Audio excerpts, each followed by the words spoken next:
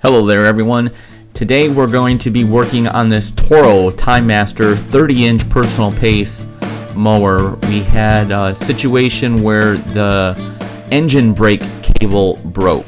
So we're going to go ahead and get started on fixing this. And the first thing that we had to do in order to get this thing started, of course, is head on over to Amazon and order the part, and finally arrived today. So we're going to go ahead and get it fixed.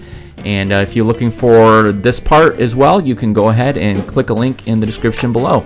So the next step is to go ahead and get out some of our tools and go ahead and get started here. First thing we got to do is go ahead and take off this clip that's holding the cable to the handle.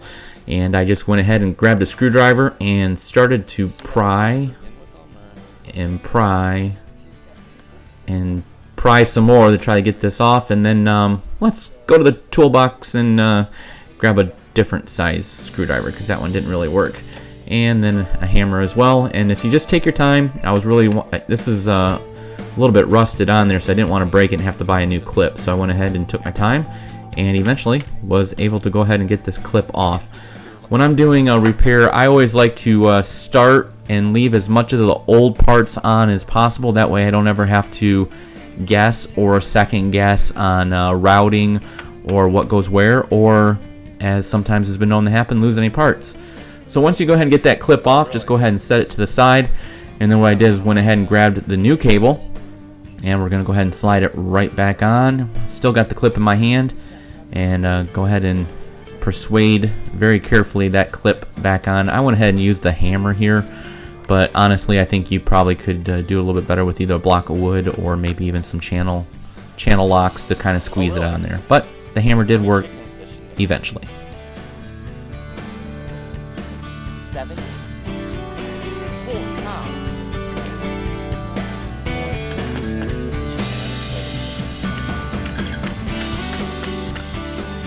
Alright, now once you got that on, the next step, there's this little black clip that kind of goes in here and holds it. And I kept looking at the clip, and there's no, it didn't really look like there were any tabs on it, so I thought that it would probably just pry out with a screwdriver.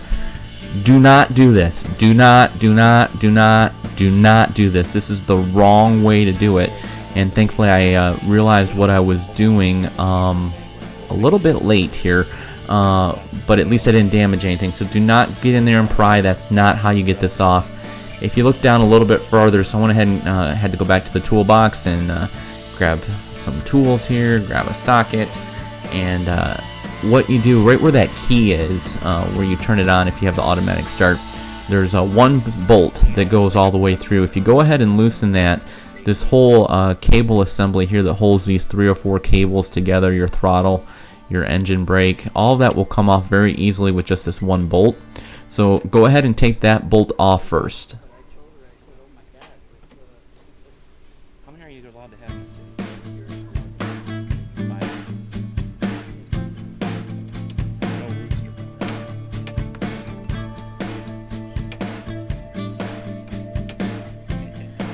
And then once you slide that off, you'll see how easily all these cables come off.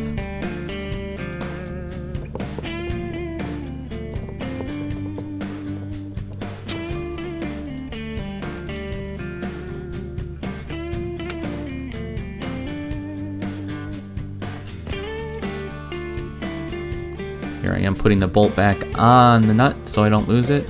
Believe me, you lose enough things in your life, you start taking time not to lose them. Alright, and then once you get that off, all you do is lift that cable up to about that, so it's 90 degrees to where it normally is, and it just slides right out super easy. And then go ahead and grab your new cable again, route it right through there like the old one was, and then if you start it in that like 180 degrees straight up position like this, it'll slide right in, slide it down, and it's locked in. You don't have to pry or anything.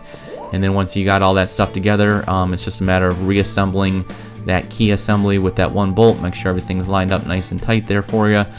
Make sure that your throttle cable is in the same position as it was before, otherwise you might have to readjust that.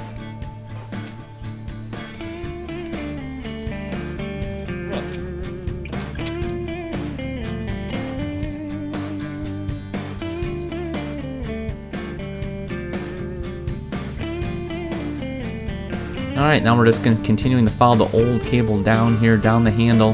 When you get about almost to the base of the handle, you're going to notice there's a singular clip that holds all 3 of these cables together. If you just pop that off the handle, you are able to access all the cables from the bottom, and then you can just go ahead and slide them back in, put your new cable in, and then push it back into the handle. There's going to be one kind of zip strip here at the bottom, cable tie.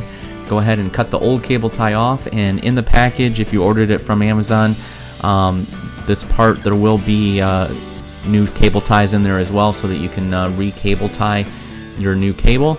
And you just go ahead and reroute it right where the old one was. Make sure everything's got enough play, just like before. This is why I like to take time and follow my way down one piece at a time, and go ahead and put on your new cable tie before you move on. Oh, really? If you don't make the mistake that I made right there, and you kind of know, have all your parts and stuff together, this is a repair you should be able to do probably in about 10 or 15 minutes or so.